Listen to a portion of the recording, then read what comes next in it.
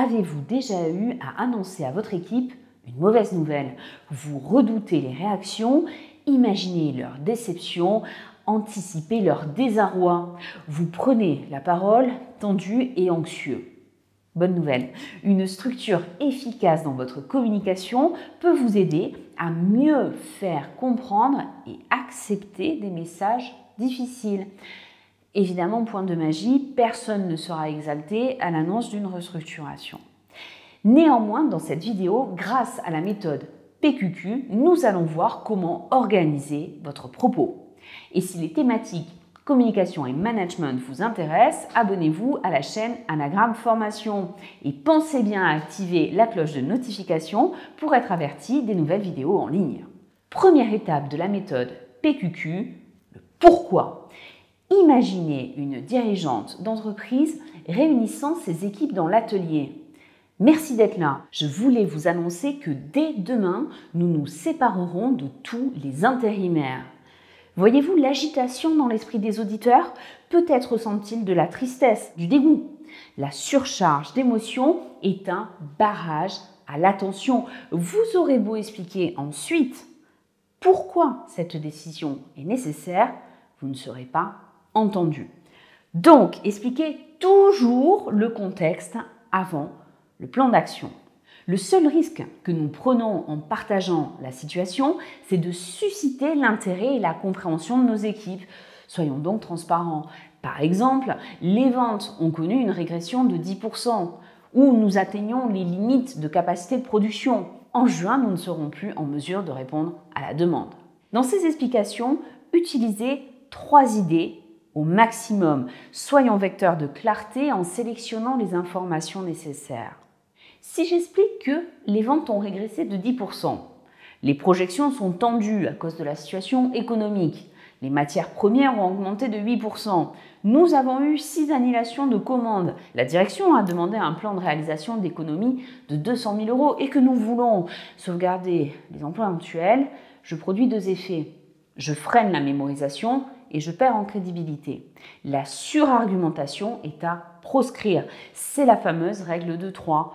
Au-delà de 3, à l'oral, notre cerveau rentre en surchauffe. Donc sélectionnons 3 facteurs explicatifs maximum.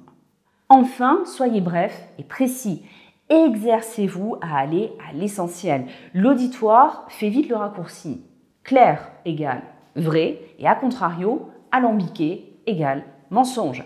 Et ce, même avec les meilleures intentions. Pour être certain d'utiliser les bons registres de langage, visionnez la vidéo sur les 3 registres de la conviction. Le lien s'affiche juste ici. Deuxième étape de la méthode PQQ, le quoi. Utilisez des mots simples et concrets, sans interprétation possible. Une phrase telle que « nous avons un objectif de rationalisation des dépenses » peut être interprétée de nombreuses façons. Qui est nous? À quelle échéance se situe l'objectif? Comment est-il mesuré? Que signifie rationaliser? Quelles dépenses? Préférons un vocabulaire précis. Je demande au service marketing de réduire les dépenses de déplacement de 20% par rapport à l'an dernier, et ce sur les 6 prochains mois. Dans cet exemple, nous aurions aussi pu préciser le montant à ne pas dépasser. Autre exemple, nous allons nous séparer de tous les intérimaires. Cette phrase peut créer une grande confusion. Précisons le site de production concerné, les services concernés, la date de réévaluation de cette mesure. Et plus nous serons précis, plus l'acceptation sera grande. Troisième point, veillons à être compris. Un message débité à toute vitesse sera inintelligible. Donc, ménageons des silences réguliers de 3 à 5 secondes dans notre intervention. Le silence, c'est la condition sine qua non pour digérer, accepter les informations. Après notre intervention, ou encore mieux lors de celle-ci, laissons aussi la porte ouverte aux questions de compréhension. Par exemple, avez-vous des questions sur cette mesure avant que je passe à la suivante? Ou souhaitez-vous que je revienne sur ce point? En ménageant ces sas de pause, nous respectons le rythme des autres et ainsi nous marchons à l'unisson. Troisième et dernière étape de la méthode PQQ, le quand. La différence entre une vague idée et un changement concret, c'est une date. Précisez les délais de mise en application, les grands jalons. Donc en synthèse, pour annoncer une nouvelle délicate, ou d'ailleurs pour toute autre nouvelle, utilisons la méthode PQQ en démarrant par le pourquoi, en précisant le quoi et en finissant par le quand.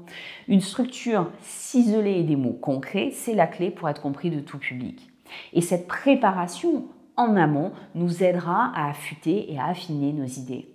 Einstein le disait lui-même, si vous ne pouvez pas expliquer un concept à un enfant de 6 ans, c'est que vous-même, vous ne le comprenez pas complètement.